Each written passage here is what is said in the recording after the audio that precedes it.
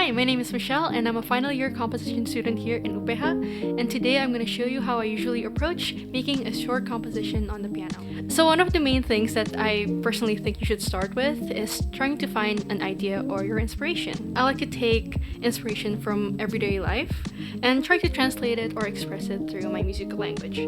But of course, everyone has different ways of taking inspiration. Some take from books, from their everyday life too, maybe the location that you're at, or maybe some interesting sounds you've heard before. And there's no wrong answer. Everyone sees the world differently, therefore you're going to create different music, and that creates musical diversity, which is great. What's important is that what you create is able to convey what you want through your music. For this tutorial, I will take the theme of fall as my source of inspiration, and I associate a lot of warm, nostalgic, as well as kind feelings with fall, so I will attempt to convey those feelings through my musical materials. Okay, so I have my notation program open right now. I'm using Sibelius. You can use something else if you prefer it, for example, MuseScore, or you want to notate it by hand.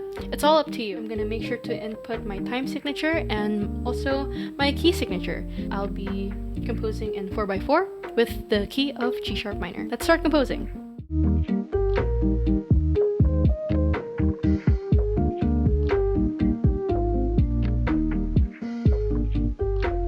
Okay, so after contemplating for a while, I've already decided on my material and I've notated it on my Sibelius. Probably still looks very simple, very raw, but don't worry because later on we're gonna add more to it in order to create character. But usually after putting down the very basic material, I would move on to building the chord progression to help guide the whole piece throughout the way.